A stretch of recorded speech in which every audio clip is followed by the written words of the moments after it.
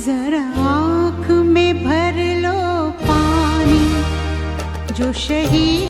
ये हिंदुस्तान की और हम सबकी चहेती सिंगर जिन्होंने न जाने कितने हिंदी फिल्मों में अपनी आवाज़ दी है। जी हम बात करें लता मंगेशकर जी की, जिनकी 92 साल की उम्र में निधन हो गया मुंबई के अस्पताल में। ये भले लता जी नहीं रही, लेकिन उनकी आवाज़ अगले हजारों साल तक अमर रहेगा और शायद ही कोई ऐसा गायक हो जो इनकी जगह ले सके।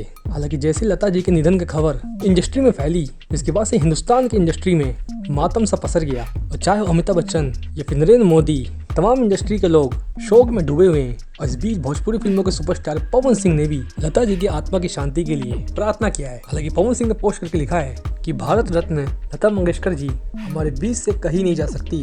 उनकी छवि और आवाज हर भारतीय के दिल में और आत्मा में हमेशा के लिए छाई रहेगी। और शायद ऊपर देवी देवताओं को भी लता देवी की आत्मीय आवाज सुनने का दिल किया, सो बुला लिया। मैं आपको बहुत मिस करूंगा, ये पवन सिंह का कहना था। वैसे दोस्तों, आप सभी लता जी के किस गाने को पसंद करते थे हमें कमेंट में लिखिएगा। फिलहाल के लिए धन्यवाद।